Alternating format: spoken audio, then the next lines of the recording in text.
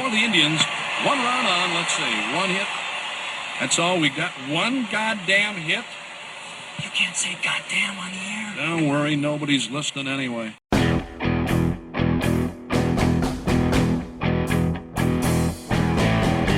From the Gateway Lounge in Sioux Falls, it's Nobody's Listening Anyway. Here are your hosts, John Gaskins and Matt Zimmer.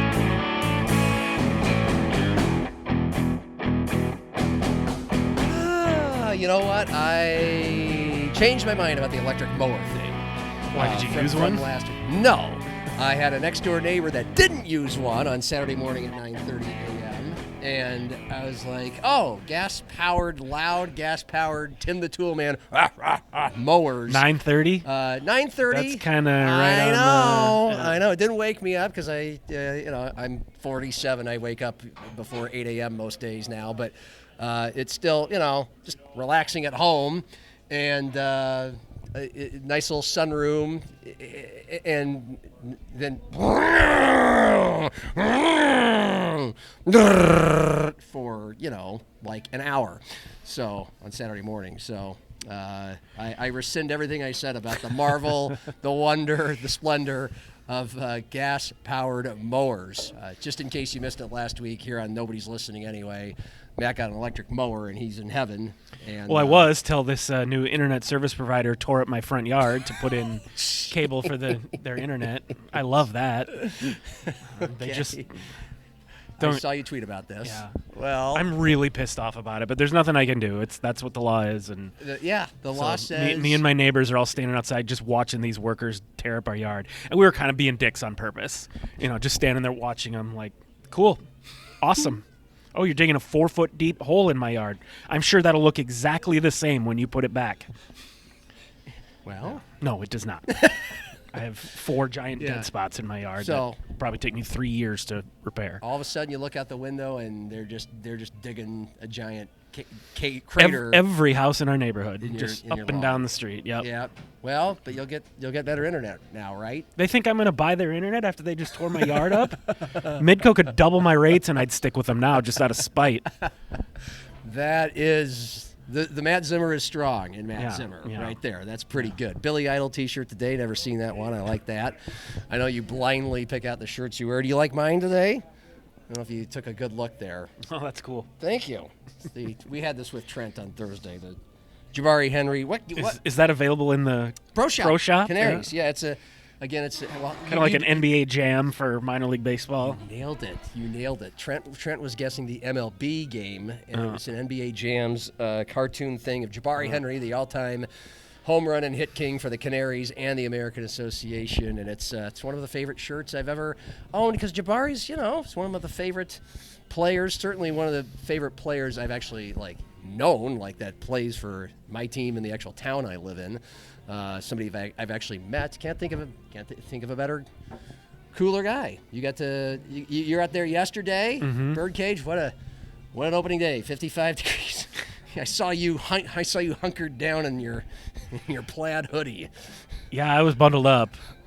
I've been saying this all spring. Like every baseball team in the area, the weather is just.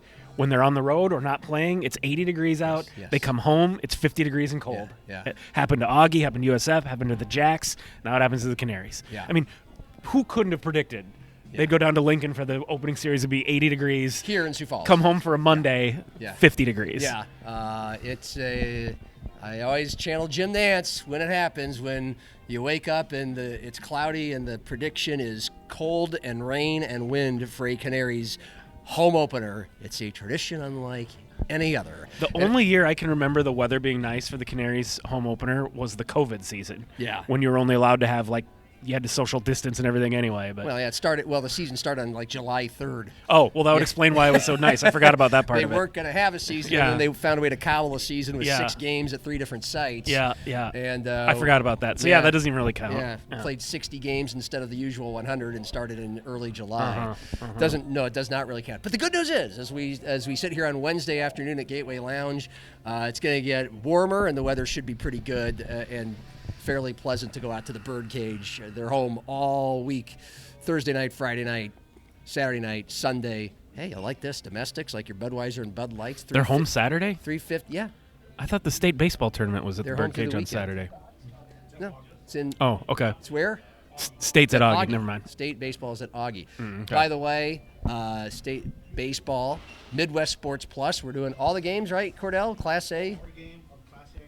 Every game from Class A and Class B, Friday and Saturday. Then again on Monday and Tuesday for Class B. Zach Borg will be on the call for most, if not all, those games. And so good luck to Chad Berger and crew. Midwest Sports Plus. If you don't have it, you can find it pretty easily at MidwestSportsPlus.com. Get the app, and there's a pretty good deal for these baseball games, right? $5 for the stream, and you can see these games on KSFL TV, channel 36 over the air. I think I'm going to be doing a couple of them too with Zach. So all right. yeah, I'm not sure which ones yet. But yeah, you did a couple. How was that experience?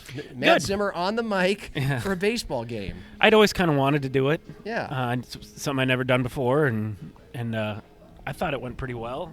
I've always been kind of a critic of those people, and so I felt like, well, all right, put your money where your mouth is, and I know baseball well, so and it was good doing it with Zach the first game. We had, I think, a good rapport, went well, and then I did it with Bert Rimian in the second one, and he did a really nice job too. So feedback was all pretty positive, so I had fun. I watched a little bit of the first game, and it was I enjoyed it. You're a natural. Did you channel or think to channel any analysts? Because you're the analyst role.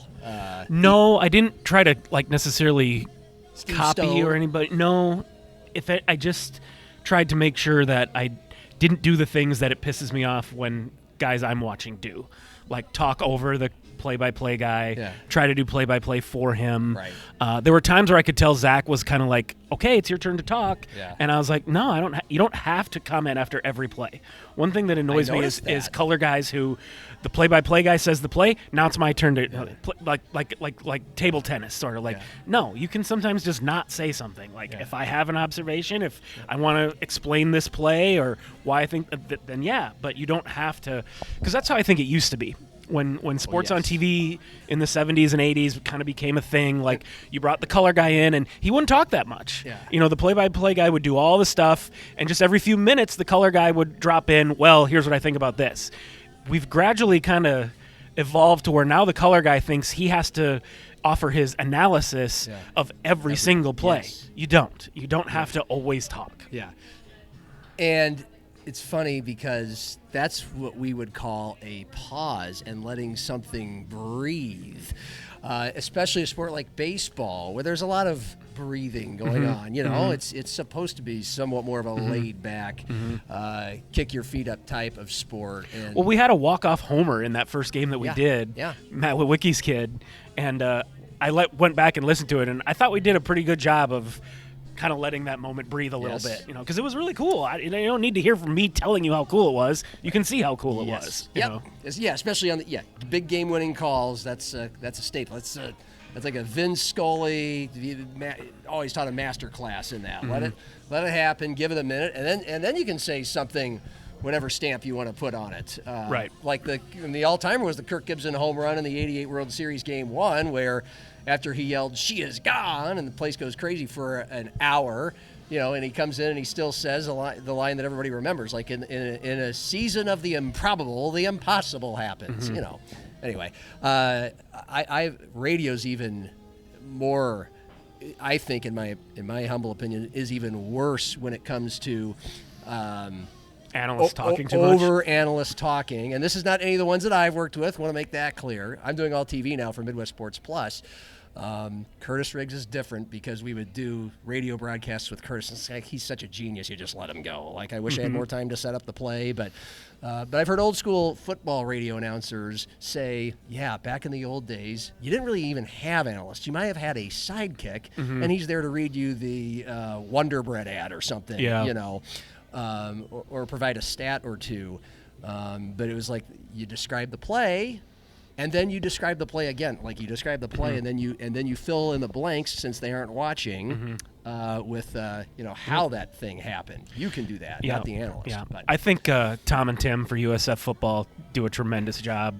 obviously Tom's really great at play-by-play, but I really think Tim Hyatt is underrated as an analyst. Sure. And I don't even think Tim played football. Yeah. But he's just a guy who's been around a long time, and he does such a good job of letting Tom run the show and dropping in when it's necessary. Absolutely. I love listening to their broadcast. Absolutely, and I think Coach Gary, USD, John Culver. Culver, he Yeah. does a nice job of letting Thayer cook, and same thing with Tyler and whoever he's working with on any given day. Although it's Curtis now with TV a lot, and so when it's Scotty on the mic as well. So everybody around here does a good job of that. We'll make that clear.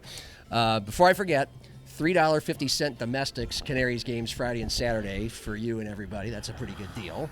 And as you mentioned, the Birds were in Lincoln and won all 3 games to open the season. And in the same complex, I mean, literally next door, you got Haymarket Park, and then next door is Nebraska's softball stadium, Where they're playing the Yotes. where they were playing the Yotes. And Oh, that's your segue here. Nicely done. I tried. You're like, why is he going back to 350 with the Birds? Well, there you go. Segue to segue to segue. Yeah.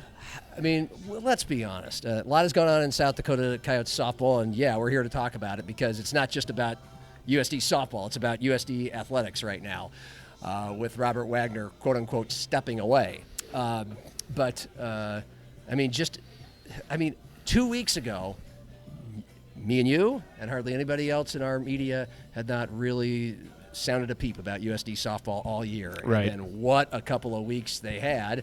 First, just a lot of winning and fun, and then the Shannon Pivovar viral moment for all the best reasons that's everything that's always been great about sports and still can be in our cynical NIL age. And then that lasts 2 days, and we get Robert Wagner is no longer the coach. So, I said my piece about it, connected some dots yesterday in our monologue here on Happy Hour. What's your reaction? What do you make of all this? I don't have real strong feelings on whether this is good or bad or right or wrong. I will say USD fans seem to be pretty pissed. Yes. Ones that speak up on social media. Well, and you and I have been hearing a lot from them. Yeah. And, Yes. I've been around 25 years. I know a lot of people that are tied to USD. I, hear from people regularly, and I heard from a lot of people. Not just the people on Twitter. I was getting texts from people like, what's going on? This is bullshit. People are mad. And I get that. They just did something incredible, and 2 days later, the coaches, let's face it, he was let go. I mean, it really looks like it's hard for me to think that this wasn't that when the university releases a statement that doesn't even mention his name. Right. And that's the one thing that I feel like in this was not well handled is you couldn't even say thank you. After 10 years, the guy won 2 national championships at Arizona State. He comes to Vermilion and coaches the program for 10 years. And to be fair, didn't have a ton of success. He has a losing record as a coach. Right. But he took them to the NCAA tournament this year for the first time ever. Yes. And they won a game and almost won 2 games. They beat a Power 4 team. They beat Louisville. They lost to number 1 Nebraska, who they had the lead after 5 innings. Then they beat 25th ranked Louisville. Then they go to extra innings with Grand Canyon, who's ranked 21 in the nation. They couldn't have done much better in their first trip to the NCAA tournament. And then the cherry on top of PIV, which is just kind of showing, hey, we run a program that's empowering and uplifting. So they get this sort of viral moment that brings a lot of attention to the program, Yes. can probably help them in recruiting. Everyone in the college softball world was talking about USD, was talking about Katie Hoffman and Shannon Pivovar.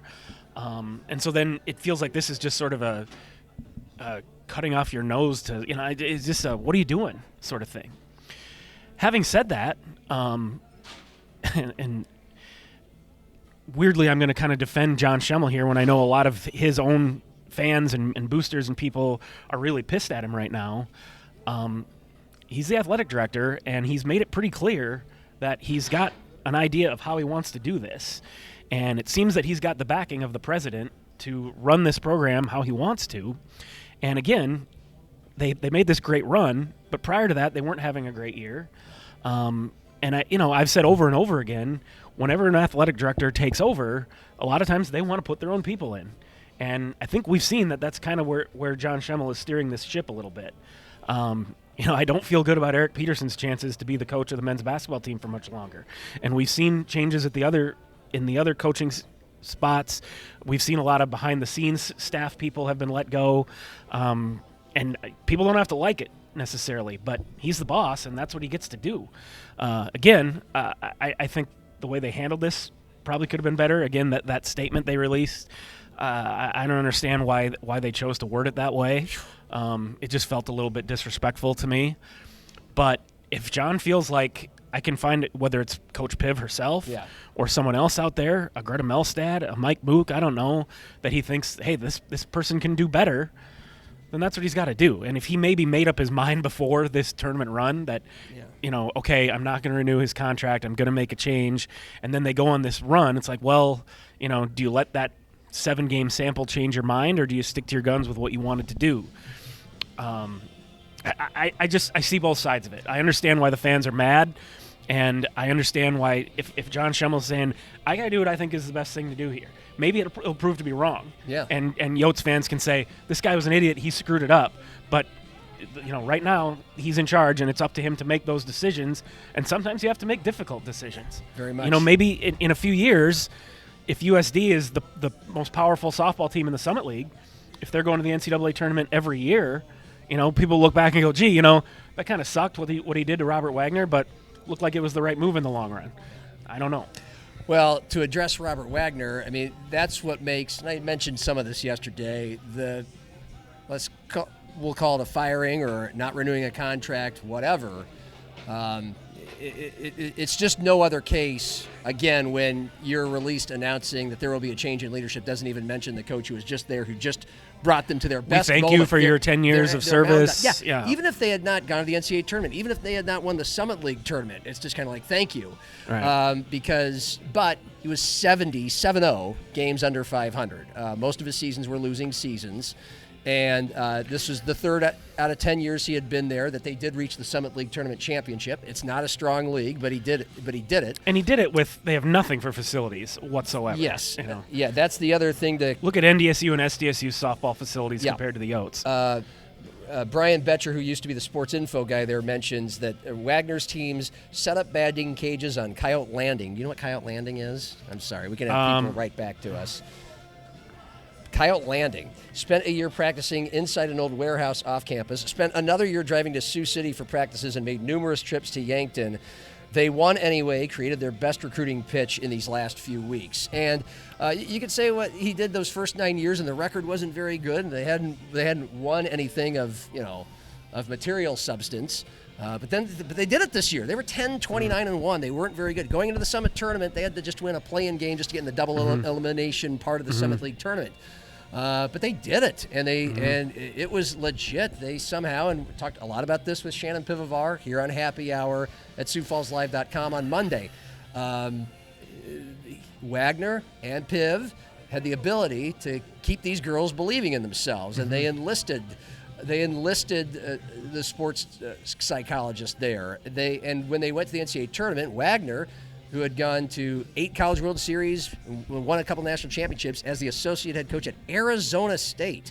He used some Arizona State former players to kind of zoom in and tell these girls how you do it, how you go and perform. And look how they performed in Lincoln. They did it. So forget about the record this year and his 9 years before that. He did it, and he's the head coach.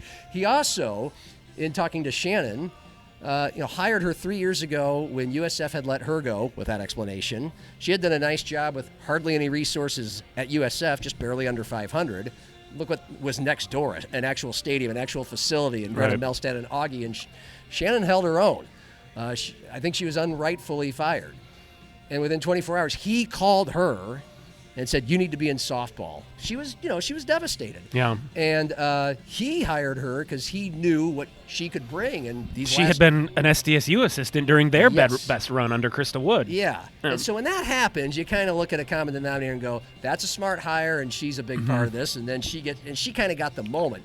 But before all that happened, and I talked to Robert just about winning the Summit League tourney last week before he went to Lincoln, I did kind of think a couple things to myself. For one, the record's not great. We know the facilities aren't great. That's a tough job. He obviously came here because he wanted to be a head coach. He had been an associate head coach for one of the best teams at the highest level in the country, and he wanted to give this a try. And obviously, 10 years, no trophies, and a losing record. And how much longer is he going to be here? I mean, I'm happy for the guy because he finally got a title of some sort, and here in the big dance, he's got his big moment. But he's not a spring chicken. How much longer is he going to be here? I was starting to kind of think all these things, and then the PIV thing happens. Well, we also don't know. Yeah. Maybe it wasn't. We don't know. Yeah. Yes. John isn't talking, and I don't know if you reached out to Robert Wagner, but maybe there was a negotiation. Maybe they were. Maybe he wanted more money, and John was like, "I can't give you that much more money." Thank you. Yes, that's another thing I was going to bring up. We don't know what went into it. It might not have just been a simple, "I don't want you to be the coach anymore." Maybe it was, "Well, you're going to give me this," or "No, I can't." We don't know, and we're probably not going to find out. Yes, I mean Wagner's wording was basically in his release mentioned, and he said the same thing when he talked to me yesterday. We played the bite on yesterday's happy hour. He liked Vermillion. He chose to make the most of it for 10 years. And his family embraced it, and like all coaches there, smallest Division I city, you just embrace how the community embraces you and how big of a deal you are in that community because it's a small place. And that's how you recruit players. It's about the people, blah, blah, blah. Okay. And he kind of sounded like, I want to keep coaching here. He gave no indication of a guy who seemed to not happy. Right. Having said that, his going away tweet, just mentioned he wanted to finish his career in Vermillion. And so he said, with that, I'm stepping away, which was confusing. But he didn't say the word retirement. He didn't say he's retiring. To your point about his tweet came out before USD's statement. Yeah. And their statement, they didn't mention his name. When it doesn't mention his name, you could jump to the conclusion that we've kind of suggested that that's just kind of, what word do you want to use? Harsh, cold, tone deaf? Or perhaps there was tension between the athletic director and the head coach. Yeah, it kind of gave off a little bit of a screw you, dude. I'm speculating, obviously. And going back to Schemmel, he's hired in December 2023. Within a month, Bob Nielsen has retired as the football coach and mentioned in his press conference we've heard from plenty of people that Bob was maybe shoved out too. Thank you. Yeah. I was going to pitter-patter my way to that. That Bob, in his press conference, seemed like he had only one foot out the door. Like, I kind of want to keep coaching. His situation was similar to Stig's. Yeah. I don't think Stig wanted to, but did it for the good of the program. He had an up-and-coming defensive coordinator that was going to get a higher-paying job as either a DC or a head coach and a higher level for more money. And, but you entice them to stay by becoming the head coach. But Schemmel has also hired Carrie Amy. And we'll see what happens with men's basketball. But, Eric Peterson's going to really have to earn it in this final year because he didn't get the extension. Well, we just found out that going to the NCAA tournament isn't necessarily enough to save your job. Right. If that, you would think in men's basketball it would be, but so like I said, like it or not, when the athletic director is put in that position, he's put in that position to make the decisions that he thinks are best for the program. And a lot of these athletic directors, it's not just the big sports; those are the highest profile. But in all sports, including softball, the old line. They all have it's the old line that they have the names on a list in their desk drawer. Yeah. They know who they want in case they want to make a move or a coach leaves. Mm-hmm. They have to be ready. And they all want their own people most of the time. Well, and also not all the time. We've heard from a lot of Yotes fans who are critical of not just Schemmel's decision making, but his leadership style.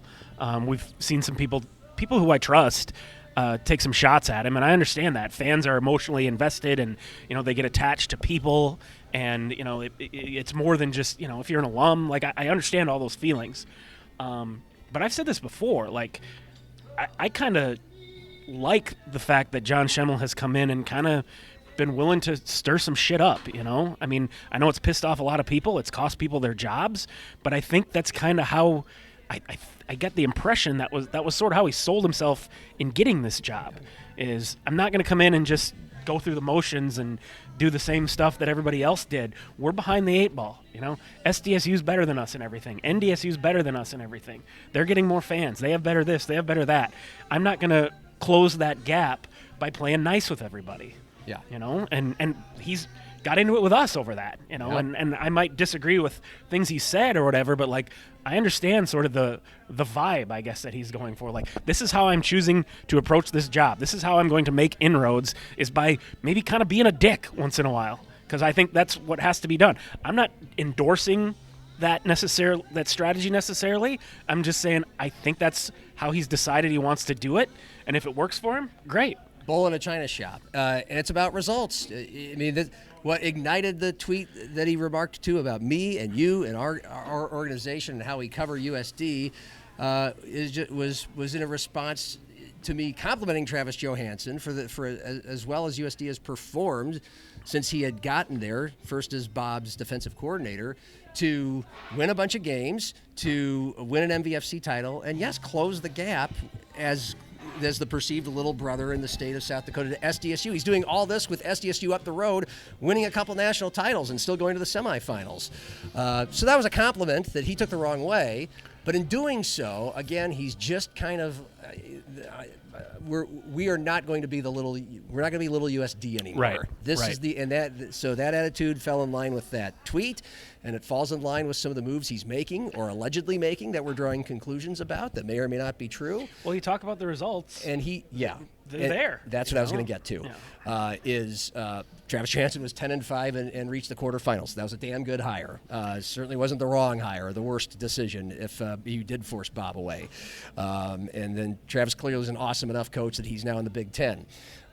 And Carrie Amy, that's gone all right. Mm-hmm. That's gone all right so far. 26 wins. Back to being a threat to SDSU. And men's basketball, we'll see. And softball, we'll see. He also will tell you about, they're big. Obviously, they want to sell tickets and raise revenue. And he'll take any opportunity he can, and he has with our show and others, about how that's, ticket sales have increased 30% in the last 3 years, basically since he got here.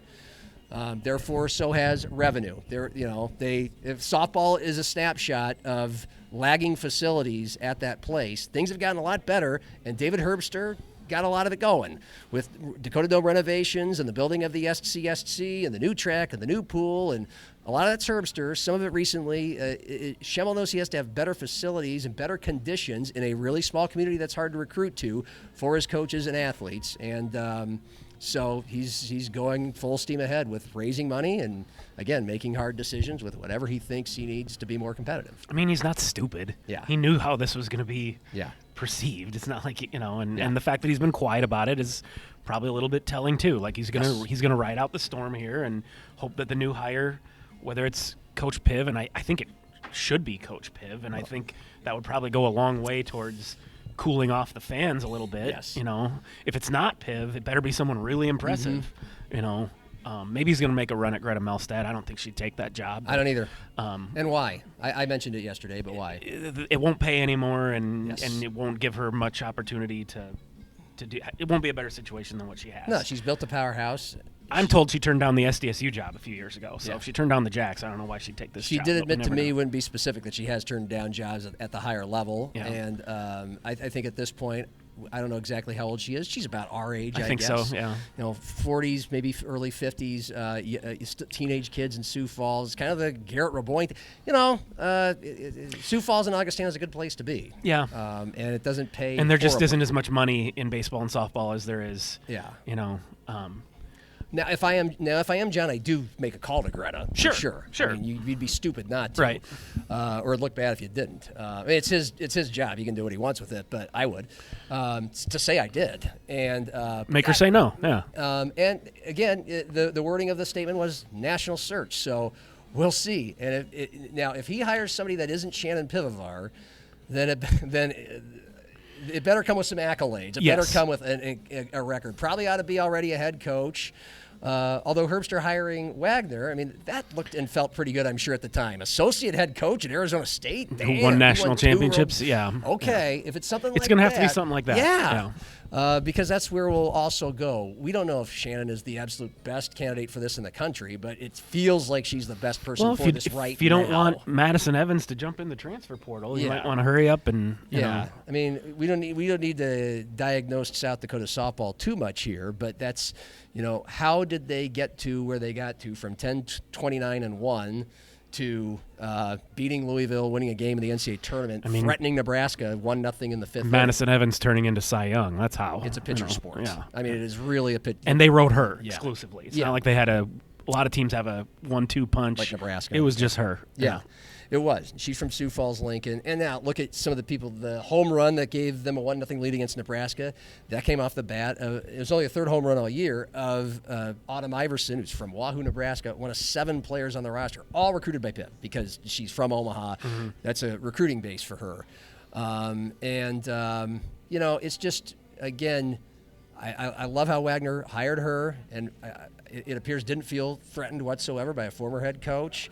Utilized her skills. She said in the interview with us, he allowed me, Shannon, to do the blue collar work. She said she's not really about the whatever glitz and glam comes with the job, even at USD softball as a head coach. She wanted to put together the real work, the studying, and plus she clearly has good player relationship skills. She's closer to age than them. She's a female. All that really worked. To of course, where one could ask, especially after seeing that moment, and I talked to her on Monday, how much of this improvement the last couple of years has been Shannon? Probably a significant amount. And so it'll be real interesting to see, because some are speculating this was just kind of forcing Robert out, maybe to hire Shannon, the same way we had with Bob and Travis. Right. We'll see if that's the case. His name is already in bio is off of the USD website. Hers is not. She's at the top of the softball coaches page right now. We don't know if she's the best hire. We think she'd be a pretty good hire. It would make a lot of sense because she told me on Monday, people are reaching out to her in USD softball, wanting to play there. Would not have happened had they not been on national TV and made these social media waves. The fact that play happened. One moment. And her being captured in that moment, telling Katie that she was proud of her, that's $1 million moment. Yeah. That's kind of like it was one of the defining moments of this tournament. And, I saw other active college softball players tweeting that video and saying, this is what it's all about. Or I saw one girl who I think played for a team right now in the tournament saying, the average person doesn't know how much it means to a Division I player to have their coach say, "I'm proud of you." Yeah. That's. Yeah. I hate to make too much of that one moment and say she should be the head coach because of that, but it has done a lot for her, for USD softball. Those are the kind of things that in our, in this present day where social media moments and clips and everything's, TikTok here and there and it's gone. A moment like that permeates everything and everyone sees it. You can't really put a price on how valuable that is. No, and that's why I had the conversation with her and chose her to talk USD softball on Monday, is to start from that moment, but it tells a story of everything else that led to that moment. She had a great connection with this player and had believed in a player who had 4 hits all year, pinch hitter, one of the last players on the bench. They put her in a huge moment with the season on the line, and she delivered. And so that was a natural moment. This is not Shannon. Maybe give Robert Wagner some credit for pulling the trigger on that pinch hit there, too. But. No kidding. Head coach, it was probably his idea. I would have assumed so. Both, again, and she said, well, I asked her, what did he bring to you? What has he done for you the last couple of years? And A was to do everything she wanted to do to help get USD better. But also, she commented on just how well he knows the game. He's just one of these softball grinders that she now knows things about softball she had no idea about when she was a head coach at USF. Yeah, I imagine when you're 32 or 33 and you're a guy who's 60, you probably can learn a thing or two from him.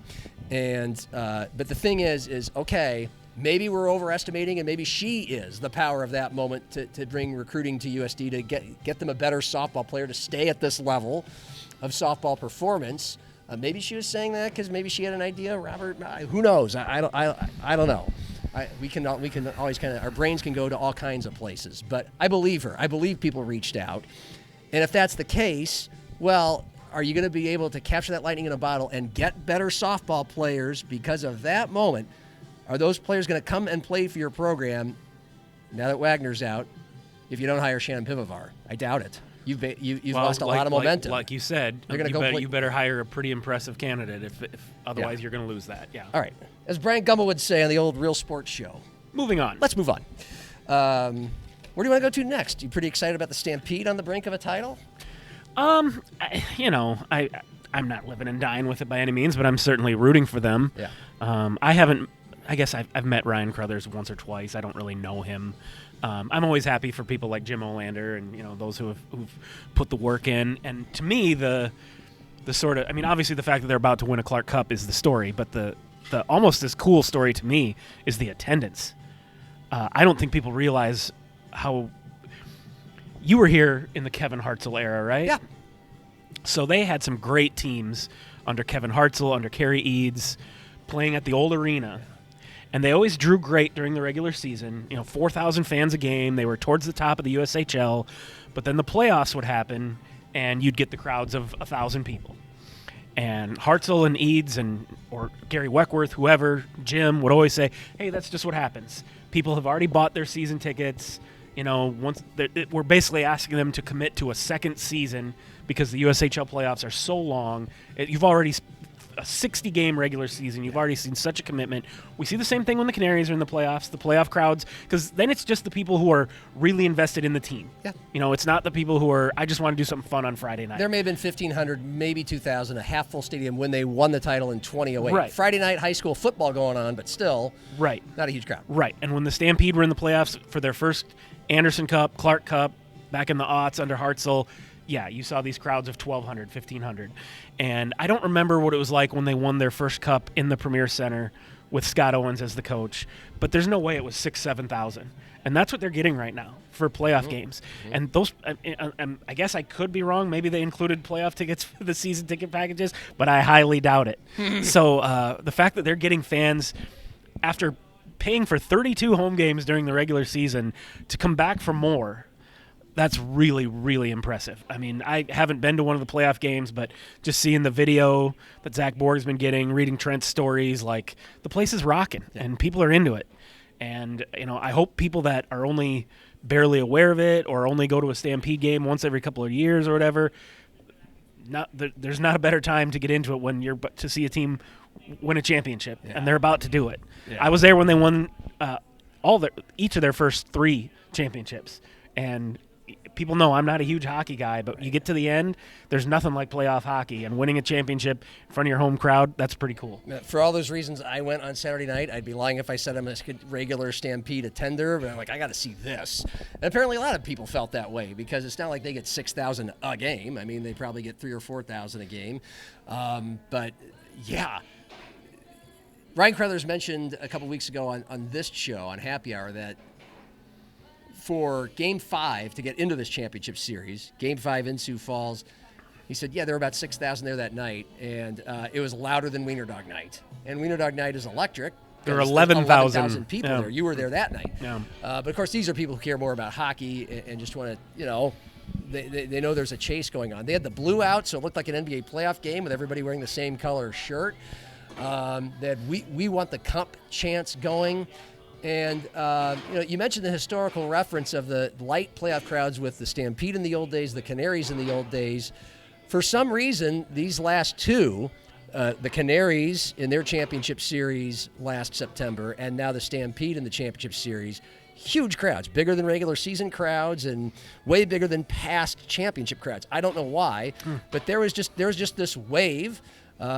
It struck. It became a thing. The Canary word got out. That's interesting. Canaries have and Friday and Saturday night, including a high school football night, about twice the crowd. I was there in 2008 for the championship night. Mm-hmm. Games 4 and 5 to win it all in Sioux Falls. They didn't win it, but Friday night was like, holy shit! There's 3,000 people here, and people are standing up and they're doing the chants. They're clapping on 2 strikes. They're yelling, "Let's go Birds!" They're reacting to the videos. And then just a deflating loss. They're 3 outs away and they lose. And then you thought Saturday night's going to be a light crowd and it's going to be kind of an anticlimactic. Right. Nope, same crowd, same electricity, and now the Stampede are getting these huge crowds. I don't know what it is. Yeah. Maybe it's just a shift in sort of how people what they're interested in. Because we've You had know? all I these don't know. conversations these last few years, just us two sitting here talking about it, how fewer people go to games in general. Fewer Right, people are right. attending sporting events. Well, maybe it's just that people used to go to games regularly for fun and didn't care if they win or lose, and now they're not going to games for fun, but when they find out, hey, these games matter, they mean something, Yeah. let's go. I want to go. I want to go see a playoff game. I want to see a championship. Do you think that? Do you Yeah. think? What's that? Cordell He says said that's what he thinks it is, yeah. mid 20s male in South Dakota who's got the Canaries fever last summer, and I think does that diminish though? Like, does it matter if most of the people in the crowd are just casuals, Johnny-come-latelys? No, they're always welcome, right? I mean, that's how it is in Whatever it takes. the movie Major League. We just talk about how no one cares, and then all of a sudden they start winning, and the whole city's behind them. Sports bars get filled up. Yeah. I'm sure Buffalo Wild Wings they will have a watch party. I was at the watch party 7 years ago when the Stampede last won it. Place was full. It was fun. I think, were you there that night? Or did I go with you? I think that was the night you met my wife. I think it was. Yeah, I brought Jen to watch that game at B-Dubs. Yeah.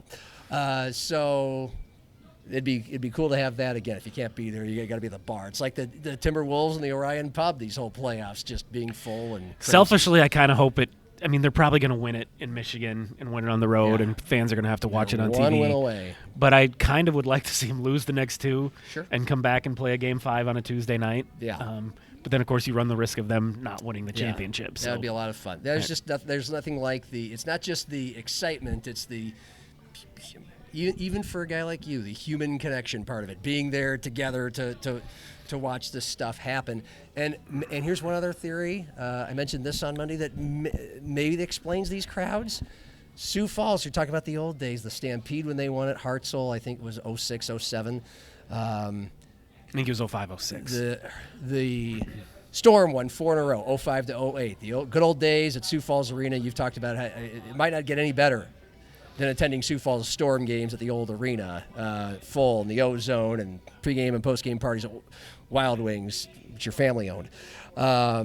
And the Canaries won their only title in 08. And the Skyforce won one of their, I think, 3 titles in 06. So from like 05 to 08, we got 7 titles in a span of 3 calendar years. We were the minor league capital of the world. Yeah. And then the Storm would, they had a couple years off, and then they won 6 in a row. But for the other 3 teams, Skyforce only won 1 since then. The Canaries haven't won any and didn't reach a finals until this a non-COVID finals until this past year. And the Stampede have only won 1. So maybe it's just the hunger, and this doesn't come around very often, and maybe that's part of it as well. But it's nice to have. Yeah, it's nice to have, and I'm happiest, probably like you, for Jimmy Olander. We've played a couple of his calls on this show, his "Yeah Baby" goals, the clincher on Saturday night, and you does anybody seem who's an announcer? And this seems, you hear people say this about a home announcer who's been a home announcer for a long time. So this is not an unusual thing to say, but I really do feel it when Jimmy calls these goals. Like, is anybody happier than this guy that this is happening? I used to sit next to him, during the playoff games and listen to his call. And, I can remember being at a playoff game in the old barn in Des Moines like 20 years ago and high-fiving him at the end of the game, because we were both happy about it. Yeah. And, Jim has just started out as the play-by-play guy. Now he's the team president in addition to being the play-by-play guy, and good for him. There's no one better for that job. But I don't know if the average Stampede fan or anybody realizes how good Jim is as a hockey play-by-play guy. And I don't know if he would admit this or dispute what I'm about to say, but I think he could have had a career as a play-by-play guy at a lot higher level than the USHL, and he chose to be here and commit to his life basically to the Sioux Falls Stampede, and they've rewarded him by making him the president of the team and everything. But I know he had opportunities early in his career to move up the ladder as a broadcaster, and I don't think there's any doubt in my mind that he could have been an NHL broadcaster if he wanted to. I don't either. If you listen to NHL guys, listen to Jim. Doesn't sound that different. Sounds pretty on top of things, and it's been 21 years now. Yeah, baby. Maybe we should play one of those calls right now. Knocked into the corner, McCrane. Knocked away by Soko. Gets into McCrane. A wrist shot. He scores! Joey McCrane!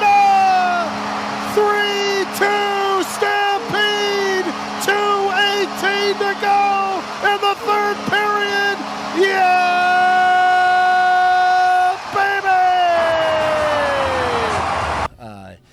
Do you remember when he used to go out on the ice and dance the cha-cha? Yes. I have to ask him why he gave that up now. I don't. It was actually kind of corny, and I think Jim thought it was kind of corny too, but the fans loved it. So yeah. Speaking of title chases, Augie baseball 2 wins away from the College World Series, which would be their third in the last 9 seasons. That's 1 out of every 3 years, and I don't think they loved their number 5 seed after They winning definitely the Northern didn't. Sun tourney. They just go down to Kansas and beat the number 1 seed. clean up down You know, there. I asked him. I didn't use it in my article, but I asked him. Was there some satisfaction in saying, "Oh, really? You saddled us with the 5 seed? Well, I guess we'll just go down and win it." And he was like, "Yeah, because we're kind of tired of the MIAA always getting the top seeds." And all 3 times they've made first 2 times they made the College World Series, they were a 5 seed. They're about to do it again. The year they won the national championship, they were a 5 seed. What's the biggest reason? They think that the northern teams suck. No, what's the biggest reason they're winning? Well, I mean, same old, same old. You know, I mean, a loaded lineup, tons of power, tons of speed, and they have some pitching depth. The pitching depth, I mean, Ashton Mishik is supposed to be their ace. He's out for the year. They've had to work around his absence. Mariano Gomez picked that up as the ace, was pitcher of the year, but he's been pretty crappy in the tournament. He can't throw strikes all of a sudden. Weird. I mean, some of it is he's getting squeezed a little bit, but so Tim wasn't too worried. But, their pitching wasn't awesome in the regional, but it was good enough. And they've got probably 4, 5, 6 pretty good arms, and that's usually enough. Some good defense. Yeah. Kobe Eichmeyer, Defensive Player of the Year at shortstop. He's unbelievable. But Central Missouri's ace pitcher has like a 2.20 ERA. He's really good. So they're either going to have to find a way to beat him, or if he gets them, then they're going to have to come back and win 2 games. Yeah. And they're going to Central Missouri? Yes. Okay. Where's that? Where's the town? Warrensburg, Geography Missouri. Okay. They are a traditional Division II power. I think they might be like the winningest program in Division II baseball history. They've won 2 national championships. They've been to the World Series many times. But they're the 3 seed. Yeah. So, they're certainly not an insurmountable foe for the Vikings. Top of my head, I think that's where Greta and Augie softball won last year to go to the could be or tried to. They didn't go to the World Series last year. No, they didn't. But anyway. Central Missouri baseball and softball, the Mules and the Jennies, they're always very very Mules good. and the Jennies. Yeah, okay, they're always very good. How do you get Jennies? That's the name of that's what you call a female mule. I did not grow up on a farm. We know. Clearly. You'd hate to get kicked by a Jenny. But Augustana's softball team did go to Missouri Southern, which is in Joplin, and they went 0-2, but that was just getting there after the regular season they had was pretty big deal. They were at one point 10 games under 500, Yeah. I think. I mean, they won 10 of their last 11 games to get in the NCAA tournament. So we chatted about that last week, just how that's the power of Greta Melstad, clearly, and it'll be interesting to see, what happens next year. Do they get back to being a team that dominates the whole season, not just puts on a run at the end of the season? Well, a lot of their best players are very young, so likely that will. And then back to Augie baseball. What will be interesting is, as always, I asked Mike Meyer, the Canaries manager, about this on Happy Hour last week. There's only a couple local players on the Canaries this year, with Josh Raywalt, former USF slugger. I think he's the only one, isn't and they have a pitcher named Kirkaby. I think it's Brandon Kirkaby. Dylan Kirkaby. Dylan Kirkaby from Brandon Valley. Yep, that's right. And I guess he's one of the all-timers at Northwestern College. And he's supposed to be a starter.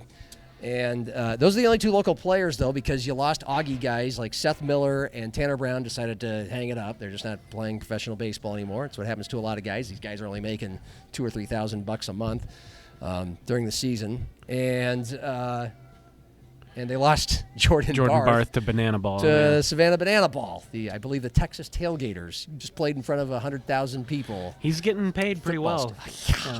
To play a lot of golf and to go out and hit a few bombs and dance like an idiot. The best he can dance. And good for him. I'm trying to get him on the show this summer at some point when we can.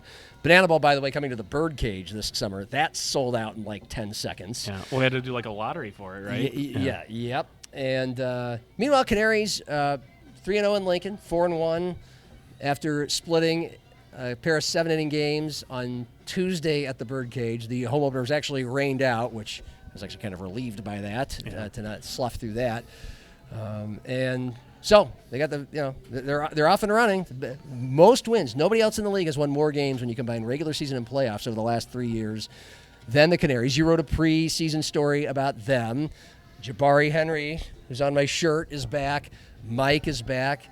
He admitted to you that he didn't, maybe will never get over the way they lost last year. But it kind of feels like even though there's a lot of new faces, you got to give the Canaries a fighting chance, a strong belief. Off to a good start. You never know what's going to happen, though. Yeah. Especially early. It's just such a long season. I've seen these guys go through a lot of early season struggles the last few years, and then they find their way out of it because sometimes you don't know what your new players, particularly pitchers, have. I'm a little worried about the pitching. Yeah. But Mike has shown over the last couple of years that with an ownership that supports him, he can go out and find guys if he has to. You know? It's a different thing in April and May than it is in June and July. Guys are going to get cut from big league organizations. Guys going to be looking for jobs. I wouldn't be at all surprised if a couple Augie pitchers right now aren't pitching for the Canaries whenever their season is over. You know, Mariano Gomez would be in their starting rotation right now. You know? And he's done at Augie. I was actually. He might get drafted though, so it's That's how I was segueing from the lack of local players to their start to Mike telling us last week. Yeah, when Augie's season is done, we're gonna. Got a relationship with Tim. We're going to root for those guys to not get drafted so we can have them. See if they can come in and fill the blanks. Speaking of getting called down, Royce Lewis, you've been calling for it, and the call to St. Paul has happened. He was hitting 167, and he delivered his own knockout punch with a really bad error, a bunch of strikeouts over the weekend, and none of this is a good thing, but I don't know. What do you think? I think he's broken, and I don't blame them for sending him to the minors and trying to fix him because he's a former #1 pick, but I kind of think he's never going to make it work in Minneapolis, and it'd be better off for him if he went somewhere else. I think he needs a fresh start. The things he says in the media repeatedly are really indicative of a guy who's in his own head. He's kind of thrown the front office and coaching staff under the bus a couple of times. And you watch him hit, and he had an at-bat against the Brewers on Saturday or Sunday. He's up with the bases loaded, and it's this rookie pitcher for the Brewers. And he kept fouling pitches off, but it's like he's fouling off middle 92-mile-an-hour fastballs. And then, he chases a slider down and away like a kid who's facing a slider for the first time he's ever seen it. He can't hit batting practice fastballs. He can't hit breaking balls. And he's telling the media that, I think people are rooting for me to fail or waiting for me to screw up. Dude, you're already screwing up. We don't have to wait. You're doing it. And why would we want that to happen? Right. Well, I think he maybe was implicating his own front office that they want him to fail so they can just move on from him and call up Kalen Culpepper. I don't know, but good luck to him. I'm certainly not rooting against him. I'm a Twins fan. I said this. I thought he was the next Kirby Puckett. Yeah. The way he was in 23, he hit a grand slam every time he was up with the bases loaded. Just an electric, apparently five-tool player. And injuries have been a part of it. Obviously injuries have kept him off the field, and that's been frustrating. But you also wonder if the injuries haven't added up to where, they're affecting him. He's losing his effectiveness. His tools aren't as good as they were. I don't know, but I thought they waited too long. Honestly, it was clear 2 weeks ago that this guy can't hit major league pitching anymore. So go down there and see what happens. Twins 22-27, 5.5 back of the Guardians now. We were talking about how last week there were barely any teams above 500 in the American League, but Cleveland's kind of separated with 4 wins in a row. It's 160-game season. There's not. White Sox are over 500. Wow. Yeah. Look at that, 25-23. And the Tigers are 20-29. Tigers should be 10 games up in this division. And things are starting to slip for my Kansas City Royals. I say that half sarcastically. I grew up with them, but there's not a lot to be. At least you got Bobby Witt. That's right. But they have lost 8 of their last 10, so they are in dead last in a terrible, terrible division. Meanwhile, the Wolves, what kind of exclamation point or period do you want to put on? Well, it's more about what happens after this sentence is over now. Clearly, they need to tinker with the roster just to keep their head above water and try to keep up with the Spurs and OKC. They lost to a team that was better than them. Absolutely. No surprise there. Like 30 points each of the last 2 games. Yeah, that was disappointing, but I don't know. I mean, I trust Tim Connolly and Chris Finch. They've done a pretty good job, so we'll see what happens. Will they make a run at Giannis? I don't know. I think it'd be fun to see. I don't know if the parts will fit I to don't where know. that works, but it'd be a hell of a lot of fun to watch play out if you're just an observer. Need a point guard. Yeah. I don't know. But it should be a really interesting offseason. I mean, a lot of talk about what Julius Randle's future will be. He's been great at times, and then he wasn't great in the series against San Antonio. So it was terrible. Yeah, I don't know. It was flat out terrible. But now you can't. Now his value it's going to be hard to get good value back for him. I still think he's a pretty good player. Yeah. I don't think they're screwed if they're stuck with him. Okay. Do you want him back? I'm ambivalent. Okay. I was bummed when they traded Cat, but that trade worked out pretty well. It's all about Anthony Edwards in the prime of his career. Because, and how much does Rudy Gobert have left? He's getting older. Yes, no on Rudy, Cordell. Keep him? No. I mean, he offers nothing offensively, and it just kind of feels like he's at the end of his rope as being a 4-time Defensive Player of the Year. He has his moments, but it's too much of a liability on offense. He was pretty good in that series against Denver. And he was. And then you match him up against, everybody looks bad against Wemby. But, I don't know, it feels like you need something else there. Got to move faster. Anthony Edwards feels young. Seems like a hot up-and-coming guy. This is his 6th year in the NBA. And he's been hurt, hampered in the playoffs each of the last 3 years. And the Wolves have had thuds. They get to the finals. That's great. One of the best teams in the league. They lose hard when they finish their season. 4-1 in each of the last 2 Western finals and 4-2 with a pair of 30-point, knockout punches in this one. And it's like how, Michael Jordan did wait 7 years to get a title. LeBron 8. Giannis 8 or 9. It's like how much. I don't know if Ant is that generational of a player. I don't know if I put him on the same level as those guys. My point is he's really good. He's one of the best players in the league, and he's the best the Wolves have had certainly since Garnett, maybe ever. And this is as close as they have ever come to dreaming about playing for a championship. And you kind of feel like what kind of a window do we have just with his health, with his ability, the peak of his athletic abilities. He'll always be a good basketball player, and he's a dog. He's an alpha. He's a competitor. He comes up big in fourth quarters. It's hard to win a championship. It is. Yes. As a Wolves fan who does not live and die with them, I'm thrilled that they've made it to the conference finals 3 years in a row. Yeah. I got pretty used to not watching the NBA playoffs. They had the one run under Garnett, and that was it. Yeah. This has been pretty cool. I'm not sitting here going, God. I'm like, hey, they made the conference semifinal or conference finals. It's been such a blast to have playoff watch parties at a watch bar and to go to playoff games to feel that. And even if you're not doing any of that, just watching it on TV, just to have some basketball to root for in April and May. I do think the fact that in the 90s and aughts, it kind of felt like. I was somewhat inclined to believe the conspiracy theory that David Stern only wanted teams from New York and LA to play for championships. Awesome. But Toronto wins one, Milwaukee wins one, and then all of a sudden you go, Denver, and all of a sudden you go, oh, okay, maybe this is actually attainable now. Because before it felt like they will not let a Minnesota team win a championship. Oklahoma, there you go. City. Yeah. Indiana was in the finals last year. Yeah. It does kind of have a feel, maybe you'll appreciate this, too, the Stockton and Malone Jazz for 10 years. A bunch of Phoenix Suns teams pre and during the Barkley era where they were always in the playoffs but always kind of bowed out in the Western final. Michael Jordan was a big factor in that. Of course. But that's kind of like great runs, never quite got there.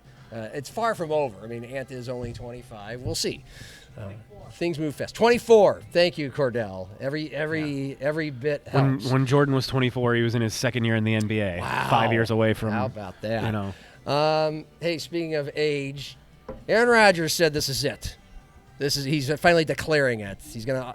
I mean, He's playing this year. Yes, he's playing this Yeah. year, but he has. Yeah. What do you know? That's the big headline at ESPN.com here as we sit on a Wednesday afternoon. Well, I talked to Mason McCormick about a month ago. Yeah. And I asked him about what was it like playing with Aaron Rodgers, and did he want him to come back? And he said, we all want him back. We definitely want him back. Absolutely loved him. Loved blocking for him. Great dude. And I'm sure he and I said, well, do you think he is going to come back? He's like, I have no idea. Mm-hmm. I kind of expected him to say like, yeah, I think so, or I don't know. He was like, I literally have no idea. Yeah.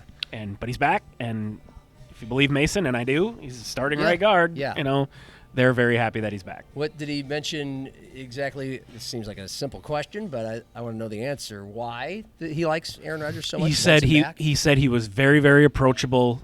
Did not give off, I'm a Hall of Famer, don't talk to me. Which is what the perception of him is. I don't know if it is. The perception is that he's a weird guy. Yeah. I don't know if he's ever given off bad teammate vibes. But Mason said, great dude. You can go to him with questions. Open book. I think open book was a word that he used. We saw a video on the Steelers' social media of he bought scooters for all the offensive linemen as a surprise present or whatever, and he specifically said he's the kind of guy that he makes you want to block for him. Yeah. Kind of the same things you hear about Mark Gronowski and some other guys, and I'm not surprised. I do think Aaron Rodgers is a weird guy, but I've never gotten the sense that he's a bad guy. Yeah. And he's also a great quarterback. What a thrill for Mason McCormick. Yeah. And not just him, obviously, but any of those guys. When a guy plays that long, that means he's going to be playing with teammates who, watched him on TV when they were 8 years old. And that was one thing that Mason and I kind of joked about. I was like, you were 10, 11, 12 years old watching the Packers on Sunday on TV, and now you're teammates with that guy. He's like, yeah, it's beyond surreal. Yeah, that's really cool. Yeah. Is it true that the Steelers lack a quarterback plan, and they're probably going to, they're going to kind of lag into the playoffs again at 9-8, 10-7, probably. He elevated them, though. I mean, he was still a really good red zone. He's a lot better than Mason Rudolph. Oh, yeah, he's still a great red zone quarterback.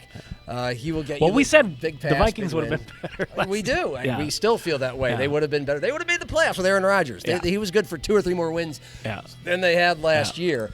And speaking of the Vikings, well, kind of the Vikings. It's just Minneapolis. They get the NFL draft. They get the NFL draft party. Get to host it in 2028. Yeah, 2028. We also heard over the last 24 hours, Nashville gets a Super Bowl. Cool. So what? But what do you make of that? It does not feel. It's actually Trent and I actually talked about this right before the draft. Whatever it was, a month ago. It's like this huge social event now. It's like New Year's Eve, Times Square. Right. And we had this discussion about is this now kind of a sports bucket list thing if you're a huge fan of an NFL team? I don't think so. And I thought, of course, I said no. It's just maybe it's an age thing. I'm 47. I don't want to be around it. No offense, Cordell. I don't want to be around 27-year-old bros getting drunk and going crazy just to have an excuse to have something to do. Because all it is standing around. Right. I guess there's live bands. I heard a guy, Kyle Brandt, NFL Network, he said he was there working it, but he said, it's a party, man. It is great. He said it's fun. There's a live band. They've got a video board. They do things to entertain you. It's not just announcing draft picks. Still seems something like neither you and I would be necessarily. I have zero interest in going as a fan, none. Right. I'm kind of intrigued about maybe getting a credential and going and covering it, but I don't know what the setup is, where that would, you mentioned the Times Square comparison.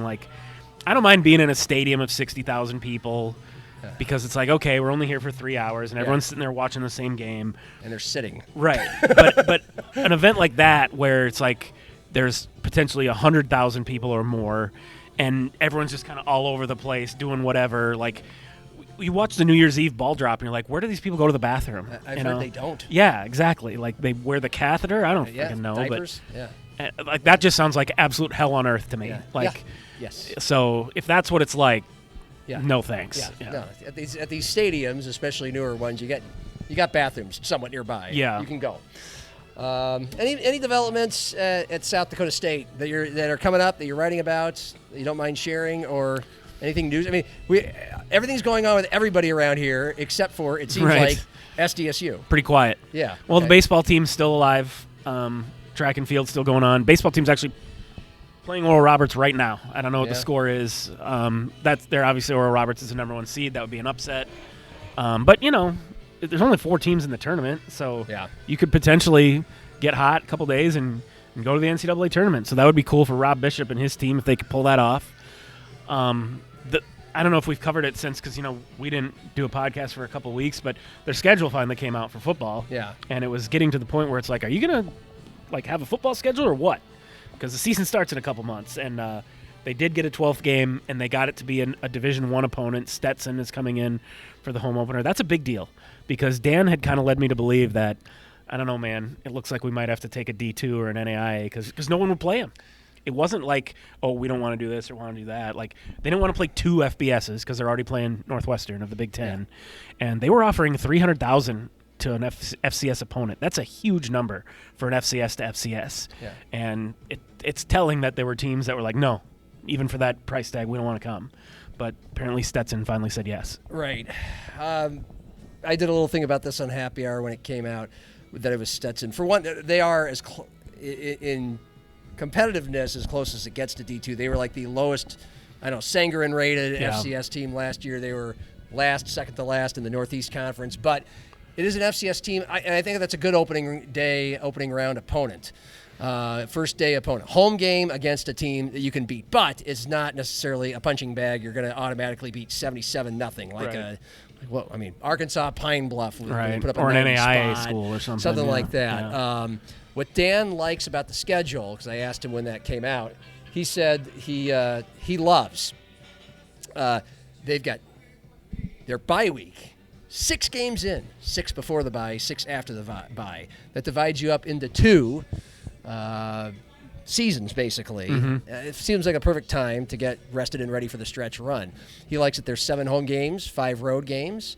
When I looked at it, it always matters who you play and when you play them. And it looks like the Jacks are going to – some of their toughest conference games are going to be on the road. I'm going to punch up the schedule here in a second. But it's like they don't have any back-to-back, like Murderers Row. It feels like things are very spaced out. Of course, we don't – tough to know this day and age who's going to be good in the NIL. They go to North Dakota again. That'll be a tough one. The Yotes come here, or come to Brookings, I mean. I think Youngstown is at home. I can't remember for sure. The Northwestern game's really interesting, Yeah, Youngstown's at home. So it starts with Stetson. Okay, good win opportunity. Northwestern, you're not supposed to win. You go collect your money. And there's a Luan's not there anymore, but Griffin Wilde is. Mm-hmm. That's a tough one, but they're a beatable Big Ten team, unlike some of the others. Then you get New Haven, and they like Stetson, is a very low-end FCS team. So that's a nice recovery from Northwestern, and then it's a nice preparation. You should presumably beat New Haven by a lot. Get your starters out of there halftime, third quarter, and then you get Youngstown State. Could be one of your toughest Mo Valley games. They have Bo this coming year, back, with Bo Brungard coming back. Then you get Eastern Illinois. They weren't good last year, so that's a good recovery game. You're still at home, and that gets you revved up. All these bigger games. At Illinois State and at North Dakota back to back. Although there is the bye week. The bye week, so it really plays out well. You just don't have back-to-back bone crushers at all. You get Murray State before you get USD, and then you get Northern Iowa before you go to Southern Illinois. So I just think and Indiana State is your closer before the playoffs. So you revenge game against the trees. You get that's right. You get the buffers between the big games, perceivably, for how good we think these teams are going to be. So that's good. All right. By the way, Kathmandu just played. Fan? I kind of like that song. It's ridiculous. It is. Yes. It's a stupid song. Yes. It kind of reminds me Elton John. It reminds me of Island Girl. It's way better, but it kind of another ridiculous. Okay. But one of your favorite songs ever is Stacy's Mama's Got It Going On. I established that with you. Right? That's a good song. Yeah. I'm surprised. It seems too superficial to be a good song. I don't think you understand my taste in music as well as you think you do. I don't. I never know. That's why I'm always Just curious because to ask something's you. popular or a pop style of music doesn't mean I don't like it. I know. That's why I always randomly ask you. Do No, you that like is this one? that's an almost perfect song. Okay. Just the math of it, how everything fits together. Last 55 seconds. Perfect ending. It is. Good walk-off. So is this. For video producer Cordell Wright and Matt, happy hour. Eric Henderson tomorrow. Hendo. No shit. On happy hour. All Can't right. wait to catch up with him. Every text I've sent with him and trying to, can you do it? Yes. When should we do it? Maybe here. Every time he texts back, my man. My man. So our man, Eric Henderson, on happy hour tomorrow. Cheers.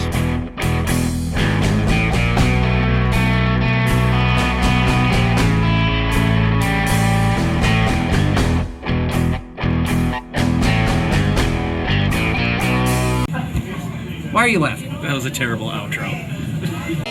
You. Casino around drinks. Yes.